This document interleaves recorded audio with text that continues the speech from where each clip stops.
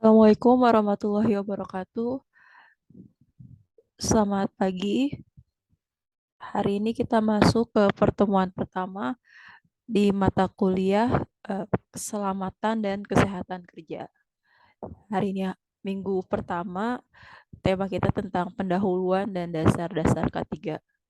Mata materi dasar-dasar K3 juga akan dipelajari di minggu depan. Kenapa sih kita harus belajar tentang K3?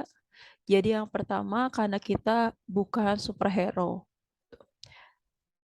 Kita bukan superhero, kalau superhero jatuh dari ketinggian itu baik-baik aja, kena benda tajam itu baik-baik aja, tetapi kita jatuh kena benda tajam bisa memar, bisa bahkan lumpuh, bahkan juga menyebabkan kematian. Selain itu, berdasarkan data ILO tahun 2016, setiap 15 detik satu pekerja meninggal, 153 pekerja kecelakaan. Dalam setahun juga ada 2,3 juta pekerja meninggal dan 317 juta pekerja mengalami kecelakaan. Data yang cukup tinggi terkait kecelakaan kerja. Selain itu data BPJS tahun 2018 juga terjadi kecelakaan kerja setiap tahunnya sebanyak 147.000 kasus dengan kecacatan 3,8%, sebanyak 4.678 kasus, dan kematiannya sebanyak 1,75%, yaitu 2.575 kasus kematian. Jadi bisa dikatakan setiap menit ada 671 kecelakaan kerja. Jadi kecelakaan kerja ini terjadi tinggi, cukup tinggi di Indonesia ya. Kecelakaan kerja terjadi di berbagai aspek pekerjaan, jadi bukan cuma di industri-industri yang beresiko tinggi, tetapi juga di berbagai industri. Jadi di mata kuliah ini tujuannya adalah kalian mampu menerapkan konsep ilmu keselamatan kesehatan kerja di industri cetak kemasan khususnya. Dengan materi, jadi yang ada mata kuliah dasar-dasar K3 pastinya. Yang kedua ada sistem dokumentasi dan pemenuhan persyaratan prosedur K3, strategi pengendalian K3, manajemen resiko K3, P3K. Jadi P3K sering kita dengar tapi sebenarnya ada regulasinya. APD, komunikasi dan pengawasan perizinan kerja, program pelayanan kesehatan kerja, sistem tanggap darurat. Jadi kita nanti juga belajar tentang cara mencegah, bukan mencegah ya, jadi cara bagaimana sih supaya kalau terjadi gempa atau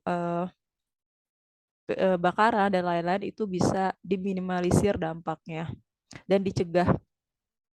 Investigasi kecelakaan kerja, mengukur faktor bahaya di lingkungan kerja, dan kita juga nanti akan belajar tentang limbah dari terutama limbah-limbah bahan berbahaya beracun atau biasa disebut juga dengan limbah B3.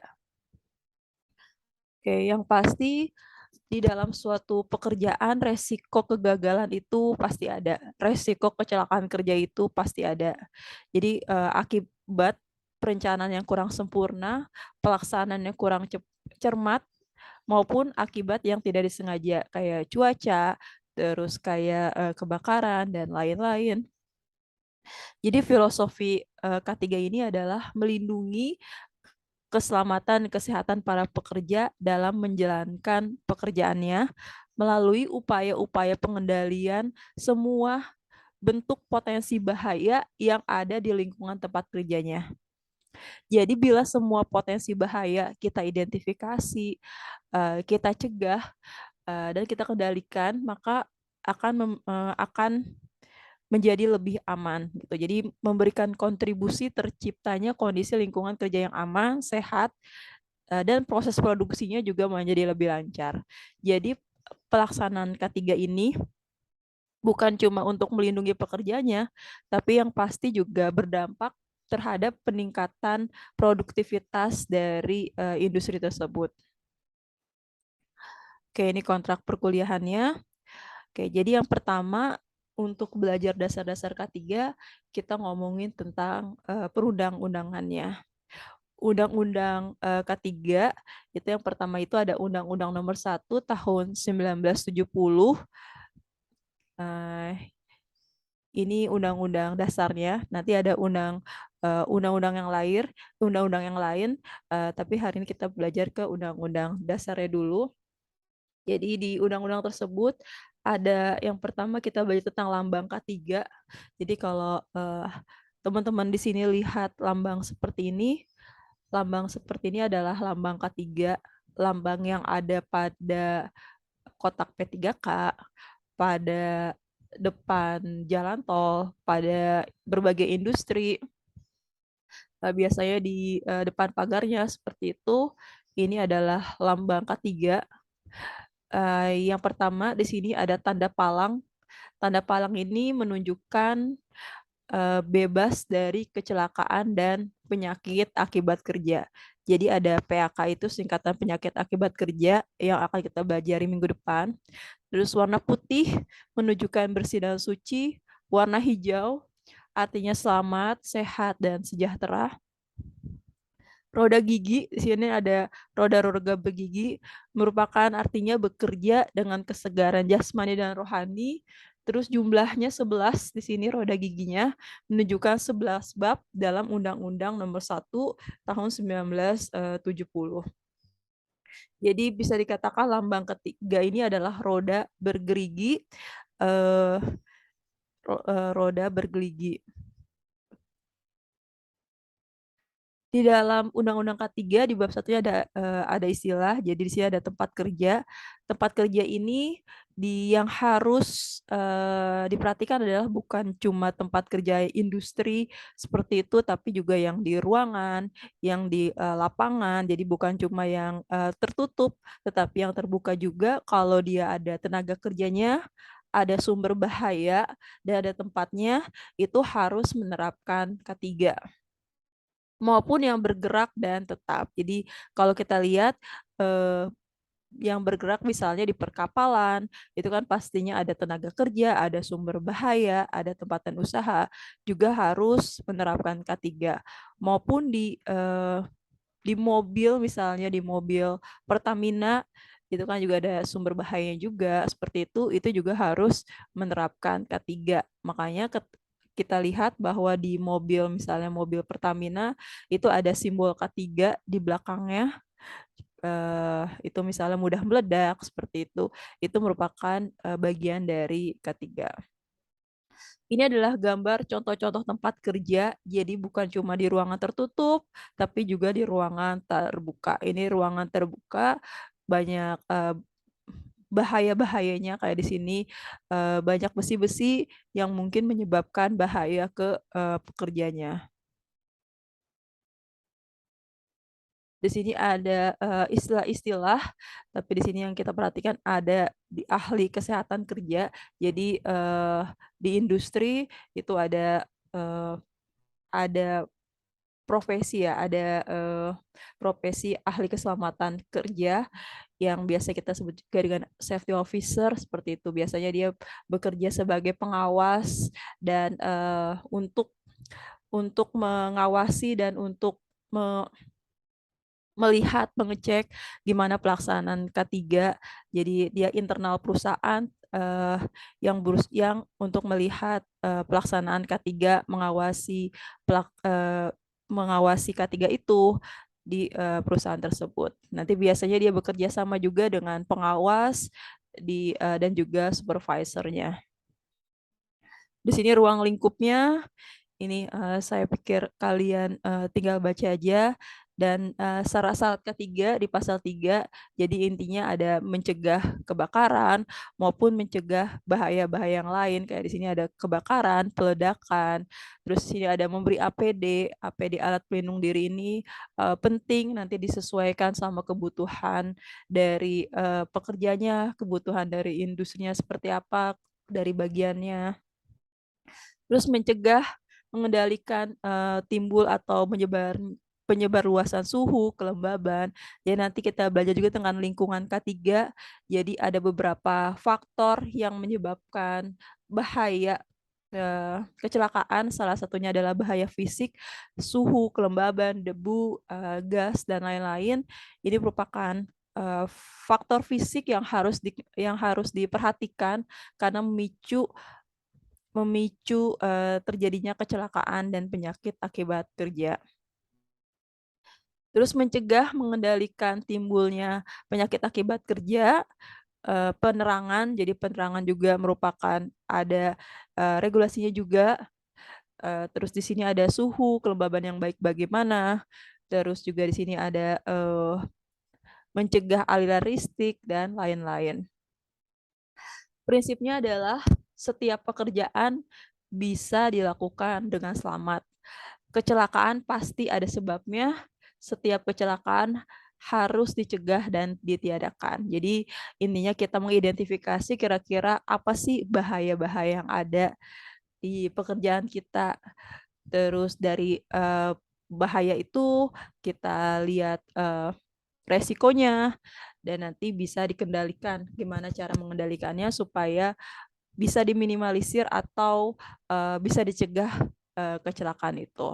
Dan kalaupun sudah terjadi kecelakaan atau terjadi masalah, itu harus segera ditangani dan itu sudah ada SOP-nya atau sudah ada direncanakan sebelumnya seperti itu. Tujuannya yang pertama mencegah kecelakaan kerja, mencegah penyakit akibat kerja, eh, membuat selamat kerja, dan membuat sehat kerja pastinya.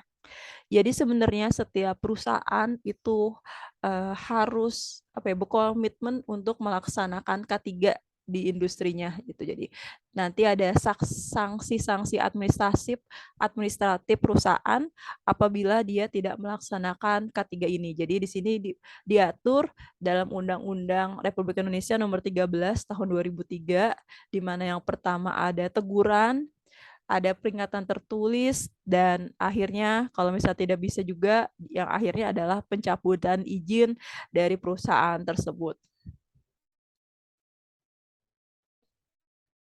Oke, agar pekerja selamat. Jadi sebenarnya di sini ada dua istilah, selamat dan sehat. Selamat maksudnya agar terhindar dari kecelakaan akibat kerja, dan sehat adalah agar terhindar dari penyakit akibat kerja. Maka muncullah mata kuliah namanya K3 ya. Ruang lingkupnya di sini ada pencegahan kecelakaan, pencegahan penyakit akibat kerja, pengendalian bahaya, promosi kesehatan, dan pengobatan serta rehabilitasi. Jadi bukan cuma pengendalian juga, K3 termasuk di dalamnya adalah pengobatan dan rehabilitasi ketika terjadi kecelakaan kerja. Di sini ada berbagai isu K3, ada keselamatan pekerja, keselamatan orang lain. Jadi bukan cuma pekerjanya aja yang diselamatkan, tetapi juga orang lain.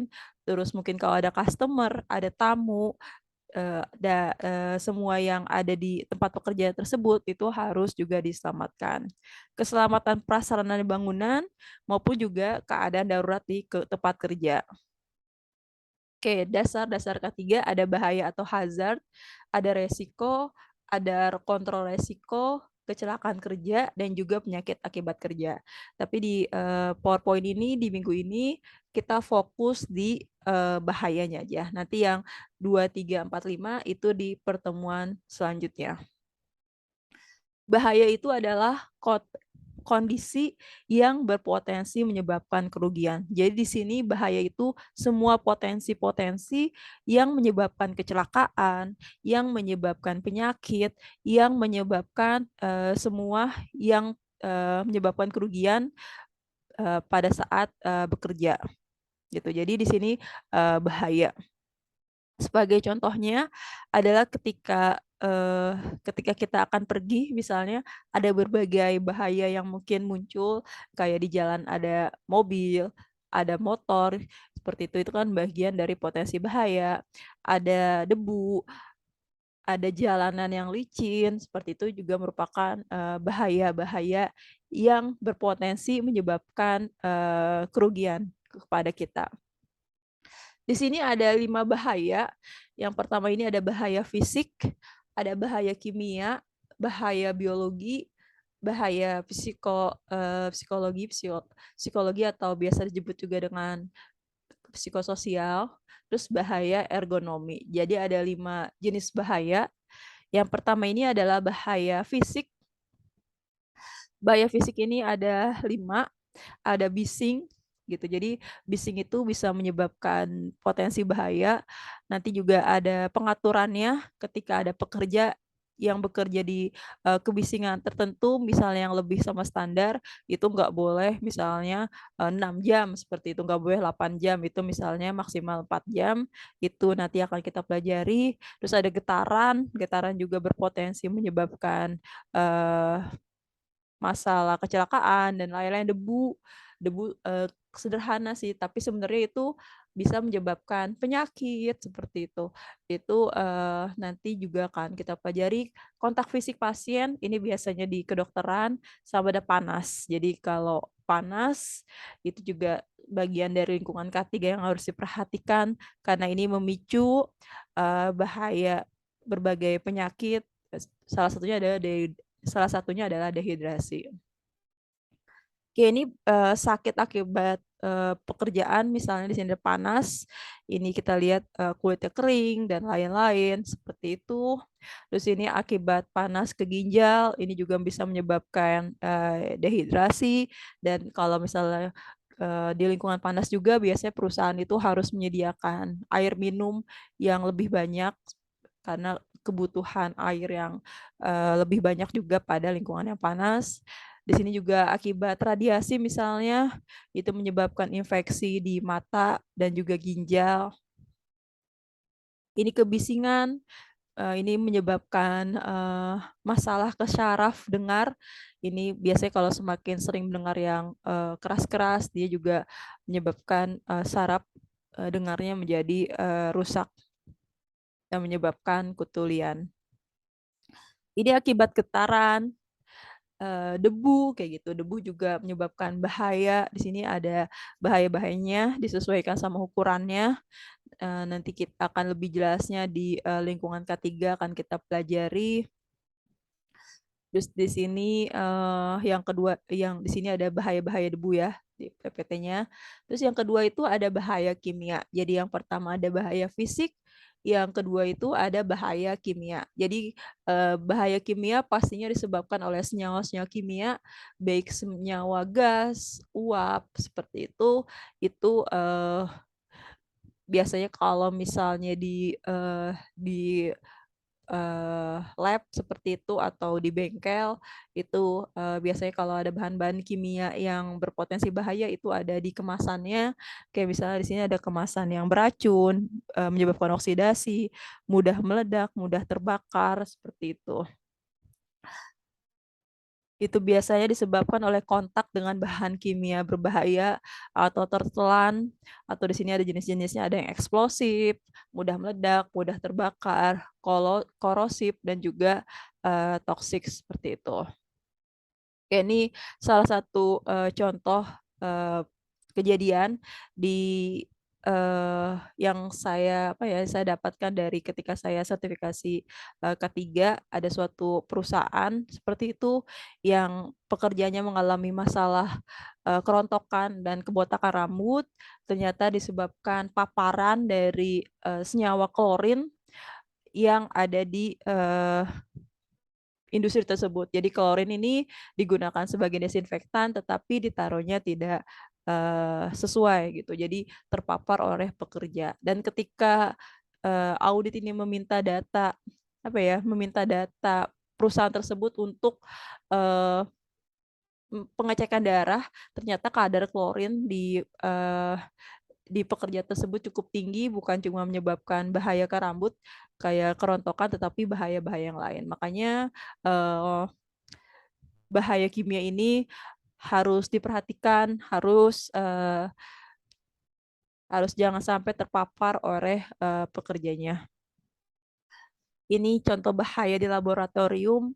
Oke, nanti kalian kalau misalnya ada lab atau nanti mungkin kalian bekerja di laboratorium sebagai R&D dan lain-lain, itu harus sesuai sama regulasinya. Gitu. Jadi kalau diminta pakai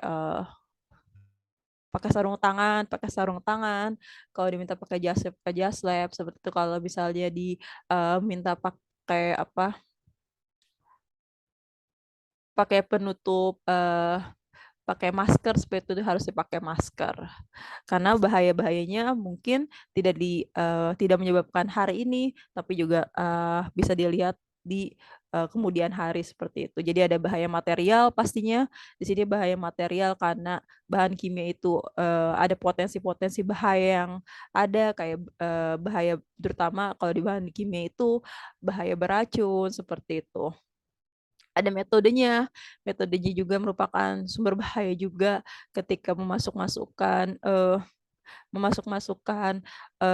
bahan kimia satu ke bahan kimia lain gitu, atau mungkin ketika bersentuhan dengan panas, bersentuhan dengan api dan lain-lain, ini merupakan sumber bahaya.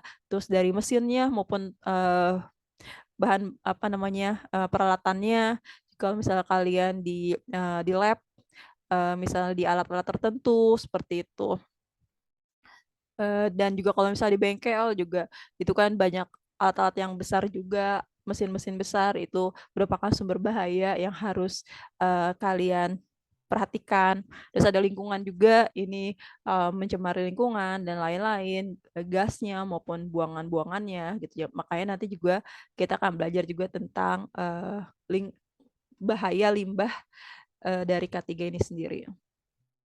Terus yang ketiga ada bahaya ergonomi. Sebenarnya bahaya ergonomi diakibatkan fisiologis tubuh, jadi penggunaan lebih ke arah bahaya penggunaan otot yang tidak seharusnya seperti itu. Jadi ini juga harus diperhatikan karena kalau tidak sesuai dengan yang benar seperti itu akan menyebabkan kebongkokan atau bahaya-bahaya yang lain. Contohnya di sini ada membawa barang berat misalnya, itu harus yang benar gitu. Jadi kalau misalnya kita lihat gambar ini ada di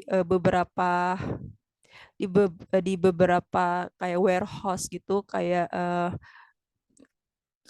ruang pergunangan gitu, tujuannya untuk para pekerja itu membawa barang-barang beratnya itu seperti ini. Jadi kan ada yang seperti ini nih, yang salah kalau membawa barang berat seperti ini, karena ini akan menyebabkan masalah pada bagian belakang kita. Jadi seperti ini, kakinya ke bawah dulu ngambil barang berat gitu. Jadi ini untuk mencegah terjadinya penyakit di belakang. Terus di sini ada duduk yang benar itu seperti apa, seperti itu. Jadi masalah ergonomi ini juga harus diperhatikan.